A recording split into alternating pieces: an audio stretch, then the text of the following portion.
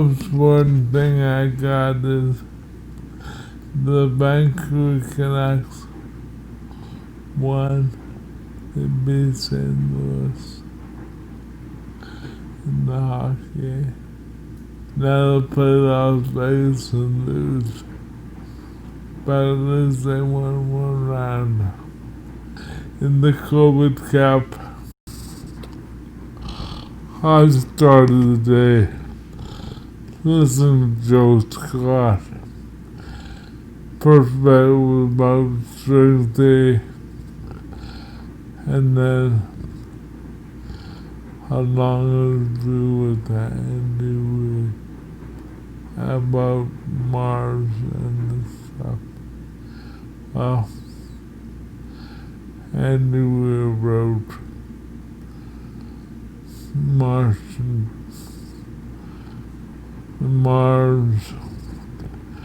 book. I forget what the details were, and that morphed into a long Joe Rogan episode was about history before the Egyptians, like the Hebrews, was civilization 12,000 years ago,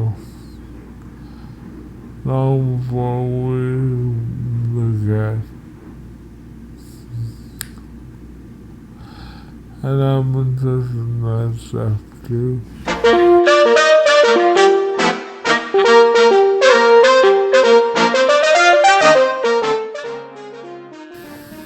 So let's talk about obviously a very big topic for all of us, COVID-19.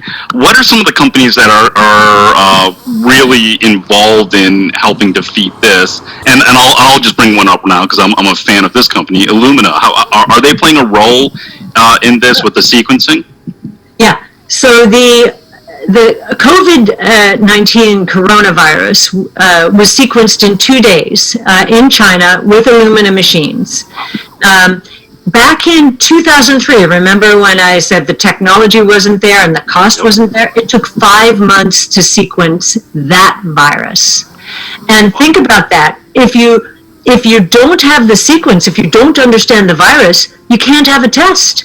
We wouldn't have had any tests if we had to wait for 5 months, of course.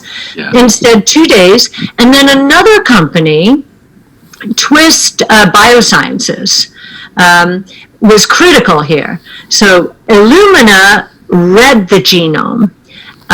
Twist was able to write it and send the instructions to Abbott and Cepheid. Cepheid's owned by Danaher, and they were able to then produce tests. So the turnaround time for sequencing was 2 days. The turnaround time, so that's reading the sequence. The turnaround time for writing the sequence was 2 weeks, record time. That was Twist. And the testing companies then were within a month, we started to have tests. And I know there were some mistakes in the CDC not allowing universities and so forth to participate. So that was a political mistake. But the scientific breakthroughs were there. 2 days, 2 weeks, a month, 1 to 2 months. And then on the vaccine side, we have, and Moderna gets a lot of the publicity, mRNA. And as it should, it's working at breakneck speed. It is an mRNA vaccine company. We've never had an mRNA vaccine before. Inovio, INO, is a DNA vaccine company. We've never done that before. And Arcturus ARCT is also an mRNA vaccine company, but it is a self-replicating mRNA. That's its differentiation. It does not get much press, and I have to tell you, it is one of our top positions in the genomic portfolio, not because we put it in there as a top position, it was too small a cap. It earned its way there because it struck a deal with Duke University and Singapore.